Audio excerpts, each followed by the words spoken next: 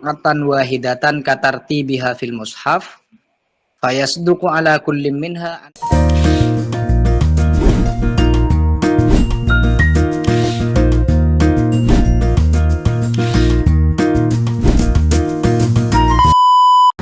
Baik, assalamualaikum warahmatullahi wabarakatuh. Selamat malam para pecinta Al-Quran yang saya hormati. Alhamdulillah, pada malam yang berbahagia ini kita kembali dapat berkumpul lagi dalam majelis ilmu yang insya Allah akan menambah wawasan kita tentang kitabullah yang mulia.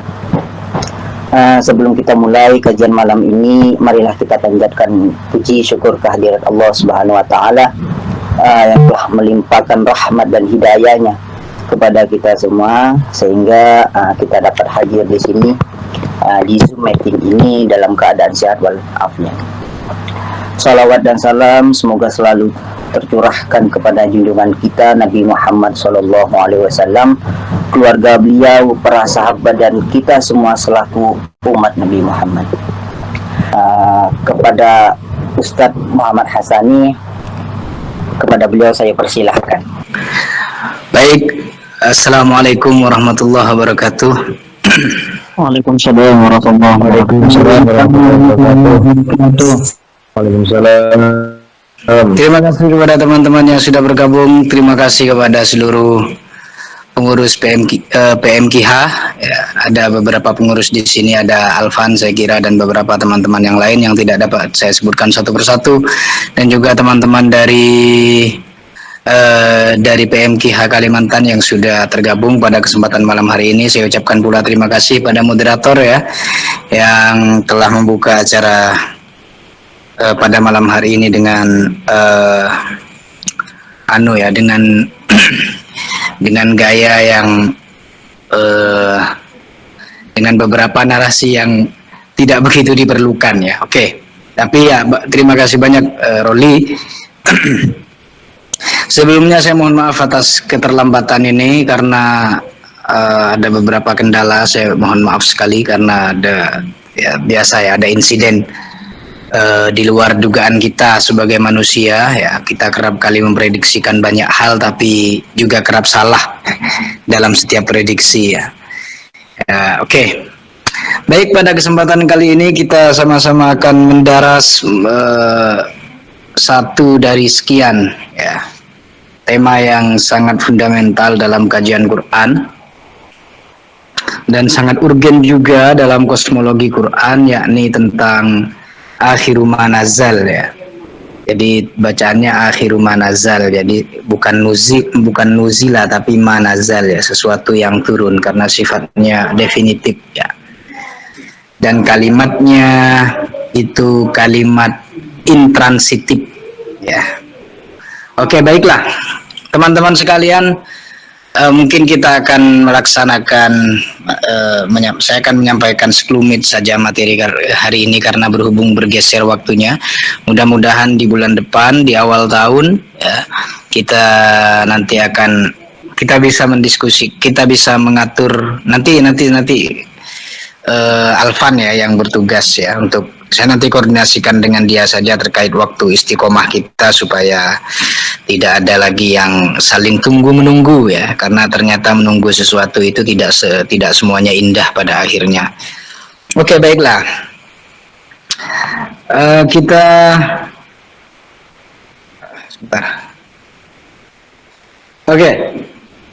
Kita akan mendiskusikan tentang akhiru manazal. Sebenarnya tadi ada beberapa saudara ya yang mau bergabung, nggak tahu ini apa sudah bergabung apa tidak ya. Ada, oh ya, oke sudah. Bismillahirrahmanirrahim. Kita masih akan melihat ayat-ayat yang terakhir diturunkan pada Nabi Muhammad Sallallahu Alaihi Wasallam ya, dalam rangkaian wahyunya yang panjang 22 tahun lebih ya, beberapa bulan. Sepanjang hidup beliau sudah menerima wahyu dalam periode yang sangat panjang itu. Tidak begitu panjang sebenarnya periode 22 tahun ini kalau kita lihat daripada eh, rangkaian panjang pewahyuan ataupun tugas kenabian yang diemban oleh para nabi sebelumnya.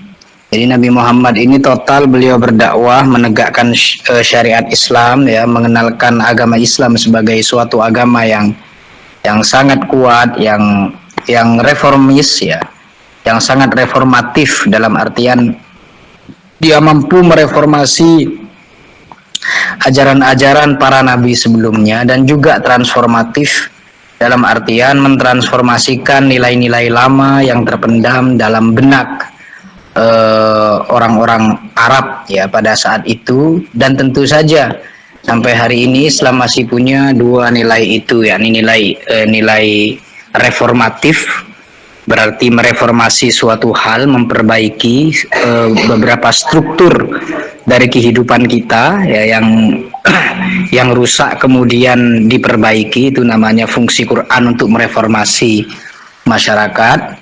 Kemudian ya tentu juga ada proses transformasi. Transformasi itu berarti ada nilai-nilai luhur lama yang terpendam dalam diri kita, kemudian Al-Quran mengunggahnya.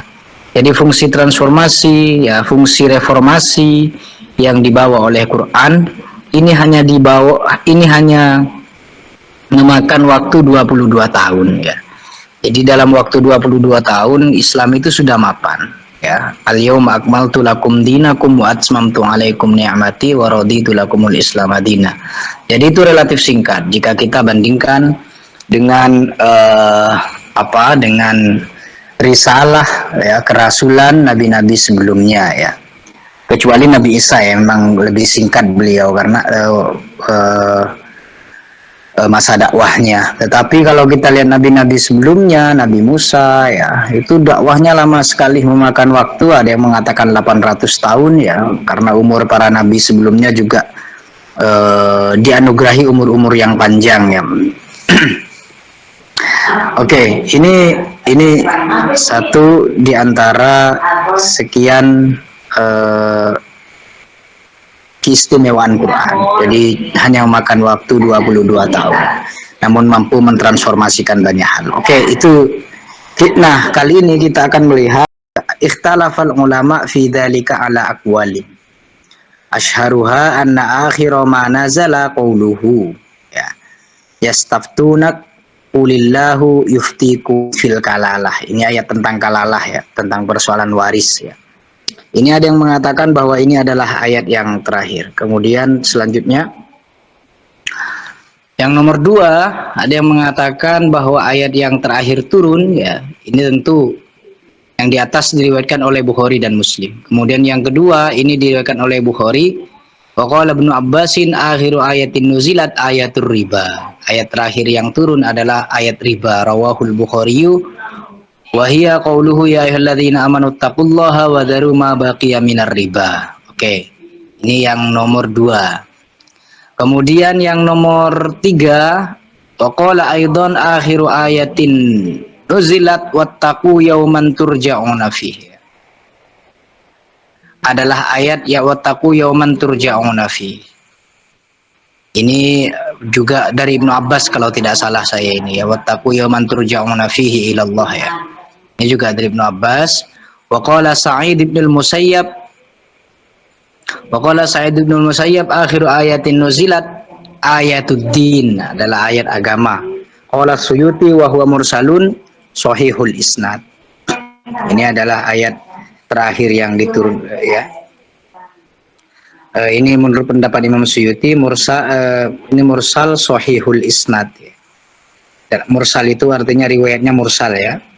Artinya terputus pada level sahabat, ya. Sahihul isnad, tapi secara umum sanadnya sahih. Oke. Terus lagi ada next lanjutnya itu. Oke. Nah, wa yumkinul jam'u bainal qawli tsani wa ma ba'dahu bi annaha nuzilat kulluha duf'atan wahidatan katartibiha fil mushaf. Fayasduqu ala kulli minha annaha akhiru ma nuzila wa hina idzin yata'awwalul qaulul awwal bi annahu akhiru ma nazal fi sya'nil faraidi wal ahkam. Lakin yushkil ala hadza ma warad anna qawlahu ta'ala al-yawma akmaltu lakum dinakum nuzilat bi'arafata amma hajjatil wada. Wa wajhul iskal huwa anna dhahiraha ikmalu jami'il faraid wal ahkami qablaha ma'a annahu warada fi ayatir riba wad din wal kalalah annaha nuzilat ba'da dhalik. Terus lagi, walidzalika faqad ta'awwala al-ulama'u hadhil ayata bi anna ikmalad din al-murad bihi fil ayah iqraruhum bil baladil haram wa ijla'ul musyrikin anhu hatta hajjahul muslimun la yukhalituhum al-musyrikun. Wa yu'ayyid hadza qaul Ibnu Abbasin kana al-musyrikun al-muslimun yahujjuna jami'an falamma nazalat bara'atu nufiyal musyrikuna anil baiti wa hajjal muslimun la yusyarikuhum fil baitil haram ahadun minal musyrikin fakana dzalika min tamamin ni'mah wa atmamtu alaikum nikmati. Terus lagi di bawahnya lagi. Oke, sudah. Berarti sudah sini ya. Terus naik lagi di atas. Kita perhatikan, sekarang kita analisis ayat ini satu-satu. Pertama yang patut dicatat bahwa perbedaan pendapat yang diberikan oleh para ulama ya terkait akhir ayat yang turun ya. Ini adalah perbedaan pada level riwayat ya, karena memang ada banyak riwayat yang cukup beragam yang menjelaskan tentang ayat apa yang terakhir turun ya. Pada intinya semua ayat ini sebenarnya saling menopang satu sama lain ya. Walaupun nanti ada beberapa pendapat ya, bergantung ulama siapa yang menguatkannya ya. Ada beberapa ayat. Salah satunya yang paling terkenal adalah al-yauma akmaltu lakum dinakum ya. Yang menyebut bahwa ayat ini adalah ayat yang terakhir turun. Walaupun di situ nanti ada iskalat. Iskalat itu adalah beberapa hal yang agak memberatkan bahwa ini jangan-jangan bukan ayat terakhir karena ayat ini diturunkan di Arafah berdasarkan informasi Ibnu Abbas juga ya. Oke, coba ke atas lagi. Oke, di sini saja. Oke. Yang pertama adalah ayat yastaftunak, ini tentang waris ya. Kemudian yang kedua tentang riba, zaru ma baqiya minar riba. Kemudian yang ketiga adalah wattaqu yawman turja'una fi. Kemudian ayatuddin qala Suyuti ya, yang ini pendapatnya Imam Suyuti. Pada akhirnya tiga-tiganya ini karena dilaporkan ya oleh beberapa oleh riwayat-riwayat yang paling sahih tentu saja yang diriwayatkan oleh Asy-Syaikhoni yang di atas ya, staftunak. Kemudian tingkat yang kedua adalah yang dari Imam Bukhari. Kemudian yang ketiga ini dari laporan Imam Ibnu Abbas ya. Wattaqu yawman turja'una fi. Kemudian dari Sa'id bin Musayyab. Terus lagi turun. Kita lihat bagaimana para ulama mengkompromikan keempat pendapat ini. Lagi turun. Halaman selanjutnya. Oke, sudah cukup. Nah, kemungkinan ini kita bisa melakukan kita bisa mengelompokkan ayat ini ya. Artinya memang bisa kita asumsikan bahwa al-qaulu tsani wa ma ba'dahu bi annaha nuzilat kulluha daf'atan wahidatan katartibiha fil mushaf. Jadi dapat kita kita bisa berdamai ya dari pendapat yang nomor 2 yang mengatakan bahwa yang terakhir turun itu adalah wadharu ma baqiya minar riba sebagaimana tartib mushafnya. Jadi dharu ma baqiya minar riba, sebentar ya. Oke. Jadi cara mendamaikan keseluruhan ayat di atas, kita bisa asumsikan bahwa semua sejatinya ayat-ayat yang di atas itu kan sebenarnya tentang persoalan-persoalan waris ya, dan beberapa persoalan hukum. Ini memang karakteristik dari ayat-ayat Madinah demikian. Jadi pertama daru ma baqiya minar riba, kemudian yastaftunak kullah yuftikum fil kalalah, ini faraid ya, persoalan faraid, persoalan riba ya. Ini memang adalah situasi-situasi akhir yang dihadapi Nabi ketika di Madinah. Kenapa demikian? Kita sebenarnya dari laporan ayat-ayat ini kita bisa melihat. Jadi walaupun sahabat ini berbeda pendapat ya, terkait ayat mana yang pada akhir yang paling terakhir turun, kita bisa ngecek sebenarnya apa sih tema-tema ataupun pokok-pokok pembahasan akhir kenabian. Ini penting sekali. Jadi di puncak-puncak karir kenabian Nabi Muhammad Shallallahu Alaihi Wasallam, ya, artinya menjelang beliau purna tugas ya sebagai seorang nabi, ini sebenarnya kita bisa melihat wacana atau diskurs macam apa yang sebenarnya dihadapi oleh Nabi pada saat itu. Nah, ini soal diskurs kita penting melihat karena memang ayat Quran ini karena dia hadir dalam satu sirkumstansial tertentu ya, atau dalam satu konteks yang sangat spesifik, ya kita bisa melihat diskurs macam apa yang atau wacana apa yang sedang dibicarakan oleh Quran pada saat itu, karena apa yang dibicarakan oleh Quran itu berarti adalah refleksi dari kejadian aktual yang dihadapi. Karena di antara satu sekian laporan bahwa ayat ini bahwa kisaran perbincangan ayat ini adalah persoalan hukum, maka dapat dipahami bahwa perhatian Nabi atau perhatian wahyu ya yang turun pada momen-momen terakhir itu adalah persoalan-persoalan yang berkaitan dengan hukum, khususnya persoalan faraid dan persoalan riba ya. Persoalan faraid ini bagaimana proses pendistribusian harta, karena memang ini yang paling penting. Faraid ini atau waris, hukum waris ini sebenarnya merefleksikan tentang perawatan generasi setelahnya. Jadi itu yang sebenarnya dimuat dalam pensyariatan faraid. Oleh karena itu di antara ayat yang sangat terkenal tentang keharusan untuk menegakkan faraid itu adalah ayat wal yakhshal ladzina law taraku min ba'dihim dzurriyyatan dhi'afa khaufu 'alaihim falyattaqullah wal yaqulu qawlan sadida. Jadi Al-Quran itu ketika berbicara faraid salah satunya adalah berbicara tentang generasi ke depan, karena kita harus khawatir tentang generasi yang akan datang ini. Jadi generasi yang akan datang dalam perspektif Islam itu haruslah generasi yang kuat. Oleh karena itu, kuat itu secara apa? Kuat secara ekonomi salah satunya. Karena wal yakhshal ladzina law taraku min ba'dihim dzurriyyatan dhi'afan atau generasi lemah itu salah satunya adalah ketika sistem faraid itu sudah tidak berjalan dengan baik, maka jangan heran dan jangan kaget kalau ternyata nanti setelahnya akan timbul generasi-generasi lemah. Oleh karena itu harta ini dalam urusan faraid itu tidak hanya sesuatu yang dimiliki secara personal ya, kemudian dijadikan bangga-banggaan, tidak ya, tetapi dia harta yang produktif yang secara visioner itu didistribusikan guna membangun satu generasi yang kuat lagi baik ke depannya. Nah, kira-kira itu yang dimaksud dengan kenapa persoalan faraid ini tetap menjadi perhatian sampai momen-momen akhir Al-Quran ini turun. Jadi karena memang salah satunya Al-Quran ini sangat memperhatikan proses munculnya generasi-generasi terbaik setelah generasi pertama. Generasi terbaik yang dimaksud di sini adalah generasi yang kuat, salah satunya secara ekonomi. Ya. Karena ekonomi ini dalam syariat Islam itu sangat penting karena ekonomi itu dipandang sebagai satu di antara sekian hal yang dapat mengantarkan manusia untuk melakukan penjagaan terhadap beberapa fondasi dalam maqasid syariah. Jadi akan kita mengenal kuliatul khams ya. Kuliatul khams ataupun 5 kuliat di dalam maqasid syariah itu. Jadi mulai dari hifdzuddin, hifdzul akal, ya hifdzuddin, hifdzun nafas, hifdzul akal, hifdzul mal dan hifdzun nasal. Hifdzun nasal ya, yang terakhir.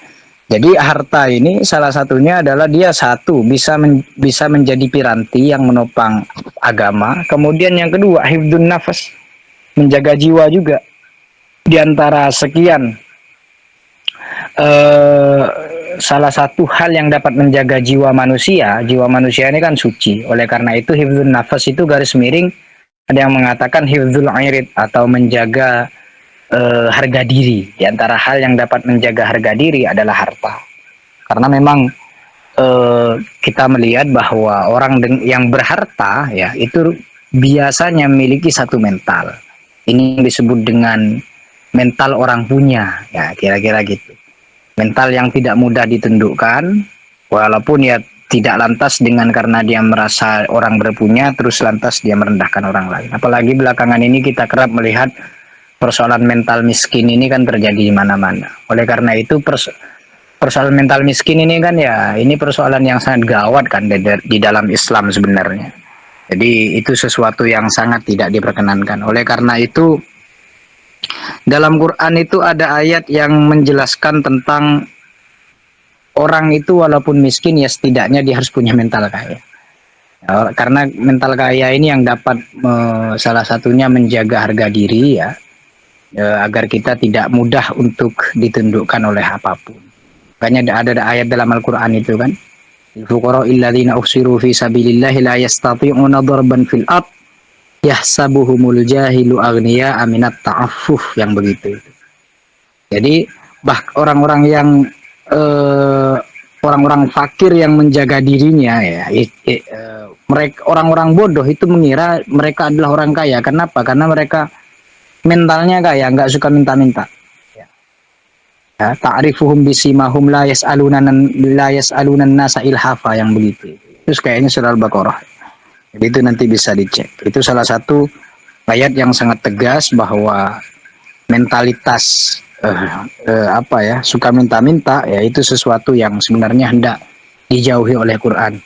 Jadi itu kira-kira salah satu pentingnya kenapa persoalan-persoalan waris ini sampai menjadi diskursus ataupun wacana yang sampai di akhir-akhir periode pewahyuan itu masih menjadi perhatian.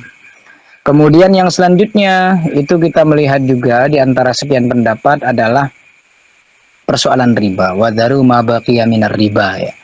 Jadi memang karena ini persoalan lagi-lagi ini persoalan muamalah ya. Kita kerap kali persoalan riba ini tidak selesai-selesai. Ya, karena memang ini ada yang dengan berbagai macam dan pola riba ya. Kita melihat bahwa ya sering terjadi di sekitar kita bahwa seolah-olah riba ini tidak terhindari lagi, walaupun nanti ada beberapa hal ya sebenarnya sudut pandang Islam dalam melihat riba yang semacam apa yang terjadi pada masa lalu dan hari ini. Tapi pada intinya adalah lagi-lagi persoalan riba ini karena adanya ketimpangan dalam bidang ekonomi, lagi-lagi demikian, sehingga Al-Quran melarang riba dengan sedemikian tegasnya, karena memang riba ini kan muncul ketika ada kesenjangan kelas kalau kita pelajari ya. Jadi karena memang ada kesenjangan kelas, ada kelas yang punya modal, kemudian di bawahnya ada kelas yang sedang cari uang ya. Alias kelas ya bisa sebutlah kapitalis dan proletar gitu ya. Jadi kelas pemodal dan kelas pekerja di bawahnya. Kemudian untuk mencapai banyak hal ya, kelas di bawah ini selalu berusaha untuk memperoleh apa yang ada di tangan yang di atas, dan yang di atas dengan sebisa mungkin mengeksploitasi yang ada di bawah guna menambah kapital mereka. Nah, jadi persoalan pertama adalah persoalan ketimpangan. Sebenarnya dari dua ayat ini, kalau kita melihatnya sebagai ayat hukum saja, ya ini ya berarti kesimpulannya sampai di akhir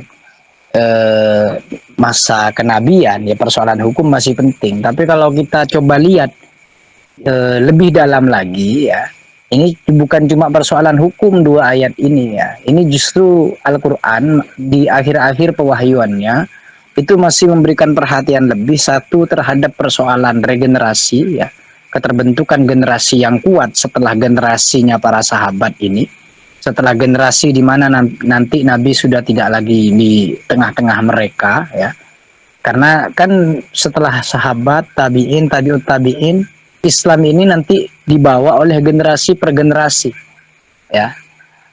Makanya yahmiluna hadzal ilma min kulli khalafin uduluhu, kan begitu. Jadi setiap generasi Islam ini yang membawa agama ini adalah orang-orang adil, orang-orang terkemuka. Oleh karena itu Al-Quran wajar ketika memberikan penekanan pada persoalan-persoalan regenerasi ini. Jadi ayat waris yang persoalan kalalah itu jangan cuma dipahami sebagai ayat hukum tentang waris, tapi sebagai perhatian Quran secara umum atas terbentuknya generasi yang kuat, ya, punya mentalitas kuat, ya, secara ekonomi, mentalitasnya kuat maksudnya, ya, artinya ya bukan mental-mental yang suka minta-minta macam-macam, tapi generasi yang memang sudah diperhatikan betul melalui mekanisme dan pendistribusian harta yang baik sehingga harga dirinya juga tinggi, ya. Karena kalau kita lihat, kalau harga diri ini sudah tidak ada, ya jadi bangsa-bangsa peminta kita. Banyak dia kalau kita baca ya, misalnya mental Irlander, ya. Jadi kan dari dulu bangsa-bangsa yang terjajah ya seperti kita ini oleh orang-orang penjajah sana disebut dengan Irlander kan, Indonesia ini. Orang-orang dengan mental lembek, mental suka minta-minta, mental yang cuma bisa jual tenaga tapi nggak bisa jual otak. Akhirnya mentalnya cuma minta dikasihani. Nah ini kan salah satu stigma buruk ya, yang sudah demikian dihunjamkan ke dalam benak orang-orang di sekitar kita ya. Nah ini kalau kita melihat dari sudut pandang yang lebih luas. Demikian pula persoalan riba, ini berarti persoalan yang masih menyiratkan ketimpangan. Jadi persoalan ketimpangan sejatinya tidak benar-benar selesai ketika Quran ini menjelang proses akhir dari pewahyuannya.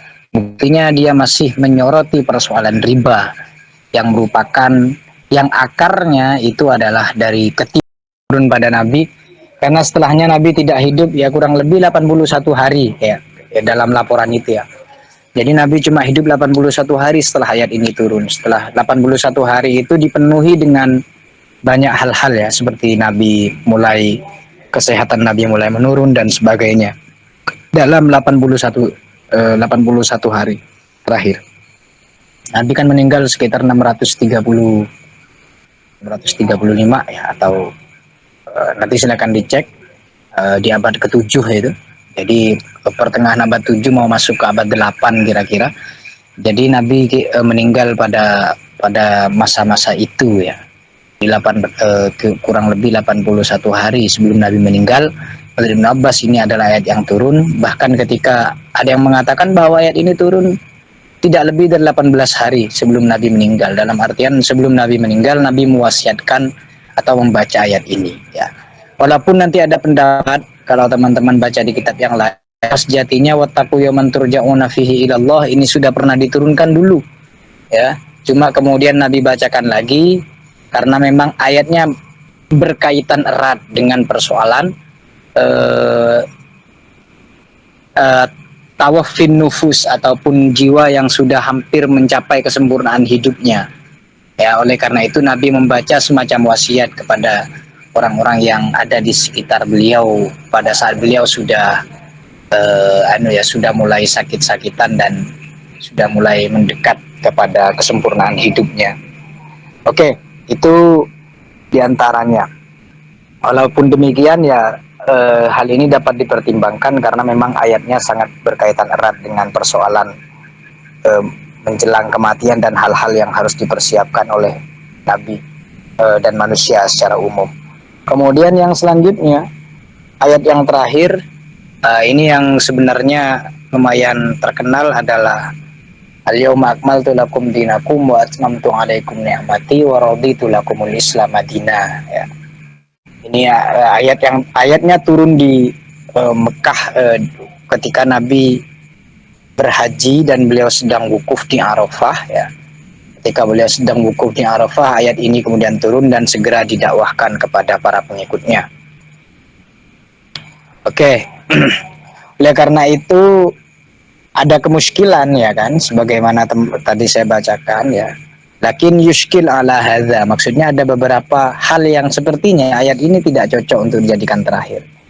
Ya, karena terjadinya di Arafah ya, karena jelas setelah Nabi di Arafah, Nabi masih melakukan perjalanan pulang kan menuju Madinah ya. Nanti di Madinah Nabi juga masih akan melakukan beberapa hal ya.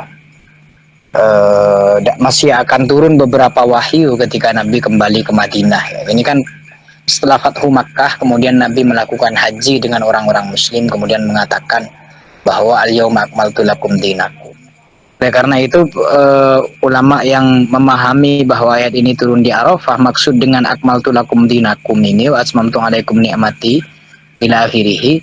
Ini bukan dalam artian setelah ini tidak ada bimbingan hukum lagi ya, atau tidak ada wahyu lagi. Tapi ini maksudnya penyempurnaan agama, iqraruhum bil baladil haram wa ijla'il musyrikin ya. Jadi membuat umat Islam itu kembali ke Mekah. Nah ini sebagai catatan saja. Sebagai catatan akhir saja. Jadi dengan adanya kemuskilan bahwa al-yauma akmaltu lakum dinakum wa atmamtu alaikum nikmati ila akhiril ayah, ini bukanlah ayat terakhir, mengingat adanya pertimbangan dan riwayat kuat yang mengatakan bahwa ayat ini turun ketika Nabi di Arafah sedang wukuf, dan itu pasti terjadi pada peristiwa Hijjatul Wada atau haji terakhirnya Nabi, haji yang sekaligus menandai bahwa Nabi telah menaklukkan Mekah, peristiwa Fathu Mekah. Dan itu abad ke-8, sedangkan Nabi setelah itu masih hidup kurang lebih selama, karena Nabi kan meninggal di 11 Hijriah. Berarti Nabi hidup di situ selama kurang lebih 2-3 tahunan. Sehingga muskil sekali ayat ini untuk diposisikan sebagai sebagai ayat terakhir. Apalagi setelah itu nanti masih ada ekspedisi ke Tabuk ya, macam-macam. Nah, intinya masih banyak ayat. Oleh karena itu sebenarnya al-yauma akmaltu lakum dinakum ini, kita kan selama ini mungkin mendengar narasinya bahwa ayat ini terakhir, dan memang agak masuk. Ya, memang agak masuk. Maksudnya dari segi muatan ayat memang menunjukkan keparipurnaan bahwa agama ini sudah kamal ya. Kemudian nikmat-nikmat yang dianugerahkan oleh Allah kepada Nabi itu juga sudah tamam ya. Sudah pas ya. Kamal itu sempurna, kalau tamam itu artinya pas ya. Pakai makna dari saya saja biar mudah ya. Kita tidak akan masuk kepada persoalan antara kamal dan tamamnya, tapi kepada kenapa dengan demikian ketika Nabi sudah, kenapa kesempurnaan agama itu terjadi ketika Nabi SAW itu sudah kembali ke Mekah.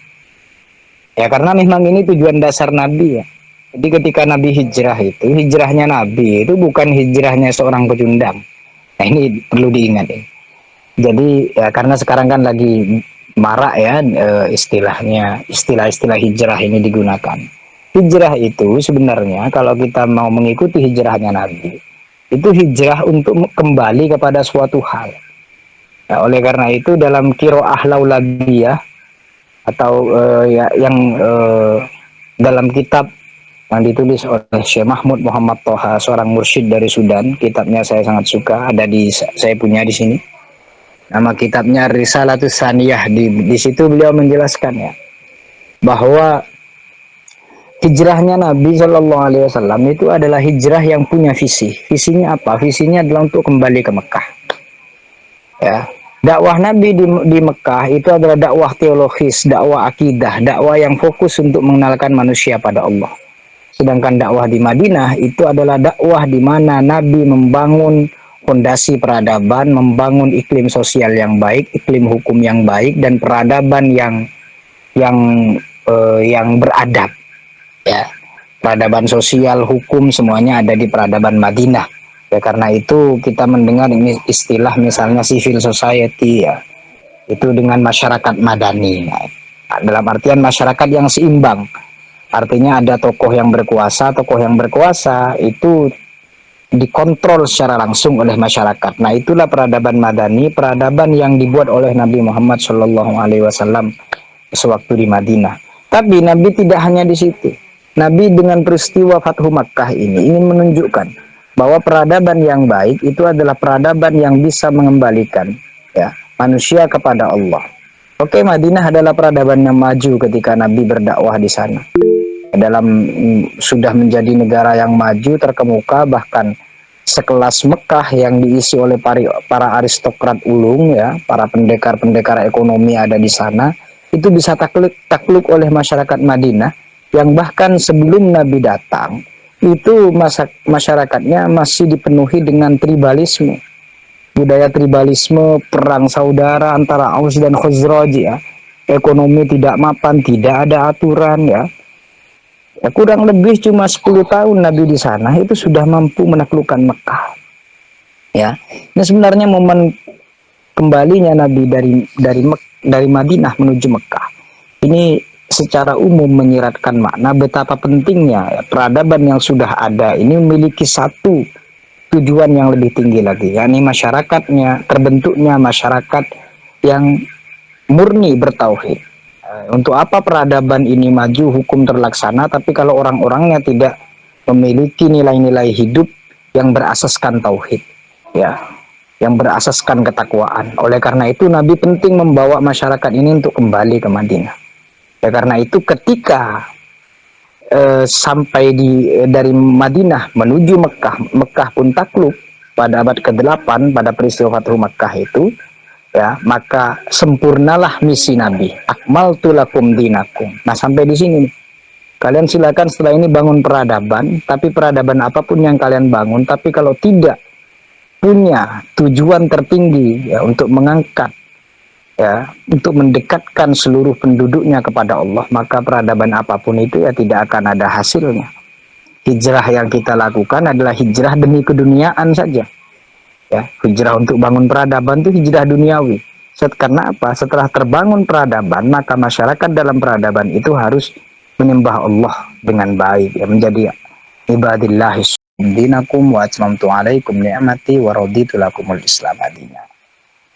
Oleh karena itu ya wajar kalau ayat akmaltu lakum dinakum ini diturunkan ketika dalam periode Fathu Makkah. Karena memang pada saat itulah sebenarnya agama Islam ini ditransendensikan lagi, kira-kira demikian. Yang awalnya ketika di Mekah selama 13 tahun itu transenden murni, ajaran-ajarannya adalah tentang ketuhanan, teologi, ketauhidan. Kemudian dibumikan lagi, ya, mengalami imanensi nilai dengan cara menerjemahkan nilai-nilai keislaman melalui terbentuknya tatanan sosial, tatanan ekonomi, ya, tatanan komunal, ya, yang lebih aktual, lebih imanen, lebih membumi, ya, kemudian ditransendensikan lagi melalui peristiwa Fathu Makkah. Ya, oke. Ya, ini kira-kira yang paling penting dalam poin yang pendapat yang keempat, sehingga ada kemuskilan. Apapun itu sebenarnya teman-teman sekalian, pada dasarnya pendapat yang banyak dikuatkan oleh para ulama, ya, saya tidak ngecek ke dalam pembahasan selanjutnya karena memang sepertinya dicukupkan sampai di sini. Ya, itu adalah wattaqu yauman turja'una fihi ilallah. Ini banyak sekali pendapat yang mengatakan memang ini ayat yang terakhir turun. Ya. Karena memang dibacakan oleh Nabi dalam kurang lebih 81 hari atau ada yang mengatakan 18 hari ya sebelum beliau meninggal. Tapi memang demikian ayat Quran itu. Yang patut kita perhatikan kenapa para ulama tidak final ketika berbicara ayat yang terakhir turun. Ya memang karena memang kadang-kadang dalam Quran itu ada beberapa ayat yang diturunkan berulang, ada yang cuma diturunkan satu kali, ada satu ayat ketika diturunkan ternyata beberapa sahabat yang lain tidak mendengar, ya. Itu kan sesuatu yang wajar. Pada intinya itu menunjukkan bahwa memang Quran ini tidak bisa difinalisasi pada salah satu argumennya, ya. Memang tidak bisa difinalisasi. Ada selalu misteri-misteri Allah di situ. Ya. Oleh karena itu tidak ada misalnya dalam Quran itu ayat terakhir lantas ditutup dengan kalimat-kalimat terakhir misalnya. Jadi tidak ada, ya. Al-Quran ketika dibuka dengan bismillah ya ditutup dengan minal jinnati wan nas, ya. Jadi nggak ada kata-kata bijak di akhir tulisan karena memang bukan satu kitab yang dirancang berdasarkan pola pikir manusia. Memang dia rahasia ketuhanan. Tapi apapun itu, kesemuanya 4 ayat ini merupakan ayat-ayat yang hadir dalam momen-momen terakhir kenabian, ya. Jadi mulai dari pendapat yang pertama sampai keempat tadi, walaupun yang keempat ada pertimbangan yang menunjukkan bahwa dia bukan yang terakhir. Oke, mungkin demikian yang dapat saya sampaikan. Sepertinya panjang sekali saya berbicara malam ini. Silakan saya kembalikan pada Roli. Baik, alhamdulillah, terima kasih pada Ustaz Hasani yang sudah tadi memaparkan sudah menjelaskan mengenai ayat terakhir, ayat isi makna dan maksud dari ayat itu yang diturunkan di dalam Al-Quran, ayat terakhir yang diturunkan di dalam Al-Quran, hingga sejarah bagaimana ayat itu diturunkan. Jadi sekarang saatnya teman-teman kita jadi detektif Al-Quran. Jadi teman-teman nih, siapa nih yang masih penasaran dan mempunyai pertanyaan mengenai penjelasan dari beliau yang tadi sudah dijelaskan panjang lebar, insya Allah itu sangat bermanfaat bagi kita semuanya. Pada teman-teman saya persilakannya untuk bertanya 2, 3 hingga 4 pertanyaan, insya Allah Pak Hasani dengan senang hati menjawab pertanyaan teman-teman, dan mungkin insya Allah juga dari pertanyaan teman-teman nanti bisa menjadi timbul diskusi dan menjadi bahan diskusi kita selanjutnya. Pada teman-temannya saya persilakan ya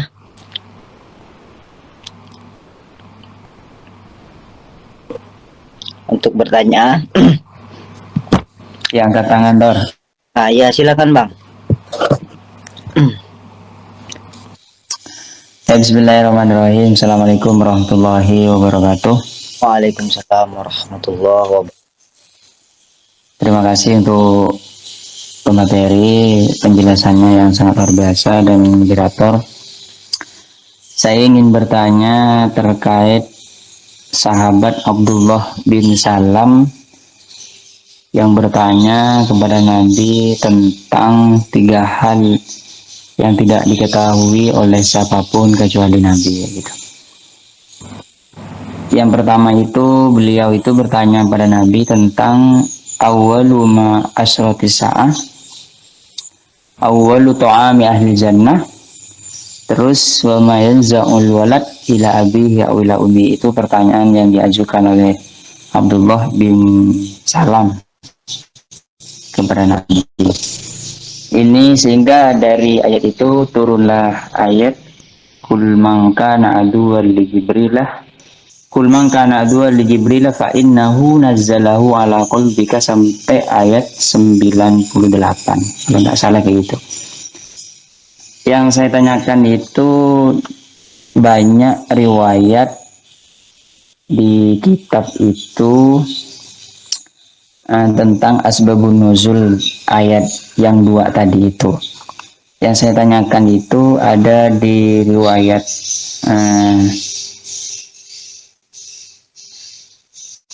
riwayat Umar bin Khattab yang berbunyi seperti ini. Mungkin pemateri ini bisa paham, saya bacakan Arabnya saja. Yang saya tidak paham ini nanti di terakhir itu ada kata-kata lisanul Umar kayak gitu. Anna Yahudian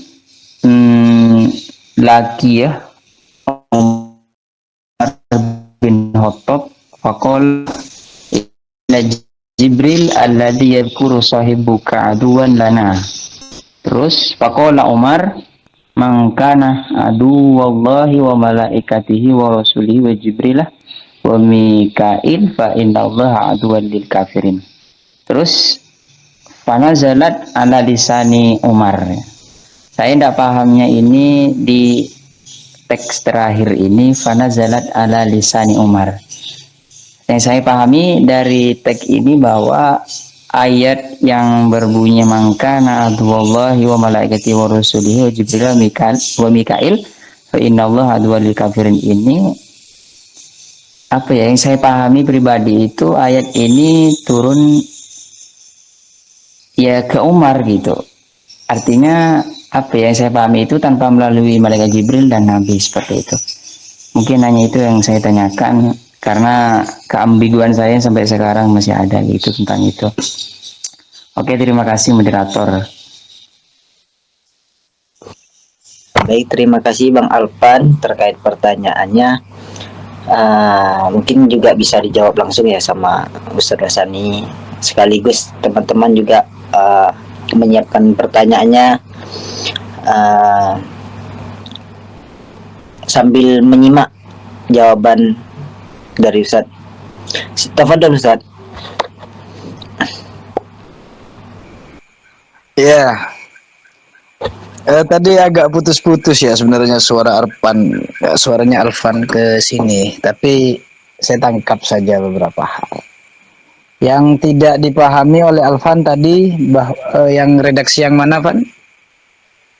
Itu Pak, di hadisnya itu fanazalat ala lisanil Umar kayak gitu. Oh ya, jadi di antara satu sekian hal yang patut diketahui ya berkaitan dengan abqariyatu Umar, ya, kecerdasan Sayyidina Umar. Sayyidina Umar ini salah satu julukannya selain Al-Faruq yang paling teman-teman kenal, di antaranya yang lain adalah rojulun muhaddatsun. Ada yang mengatakan muhaddisun. Apa yang dimaksud dengan muhaddas atau muhaddis itu? Nah, orang yang punya firasat kuat. Maksudnya Sayyidina Umar ini orang yang punya firasat kuat.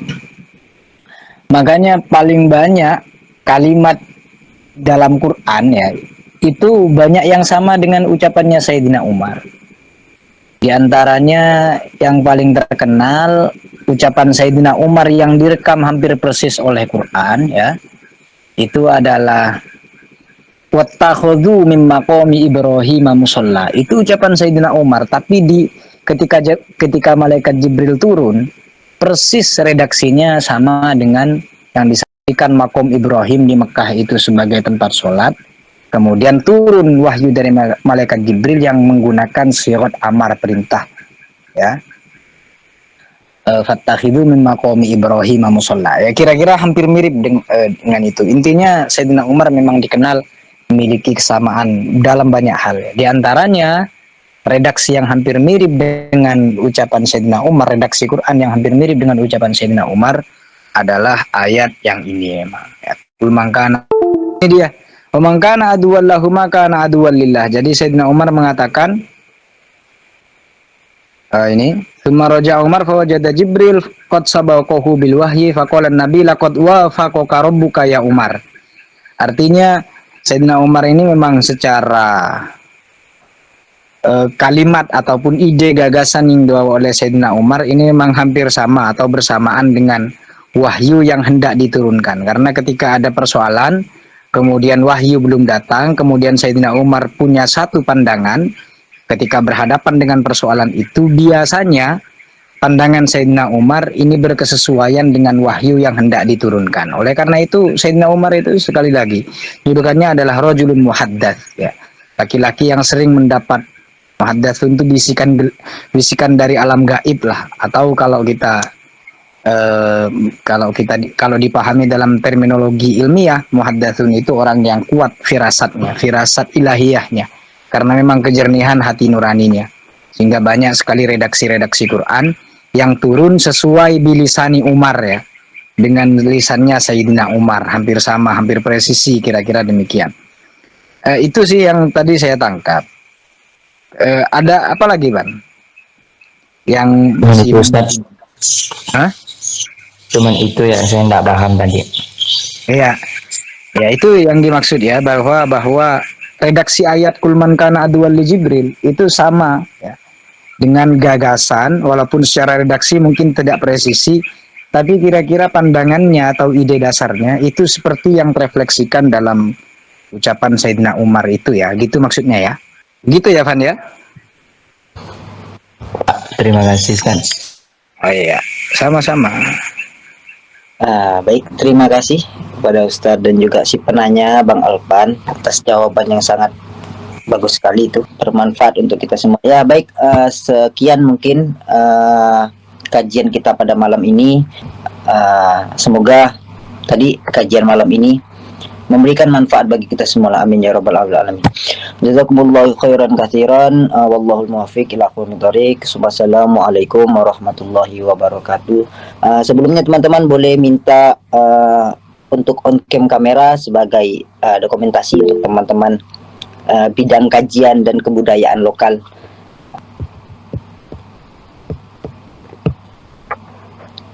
Masya Allah, ternyata ramai juga kita ya. Assalamualaikum warahmatullahi wabarakatuh. Waalaikumsalam warahmatullahi wabarakatuh.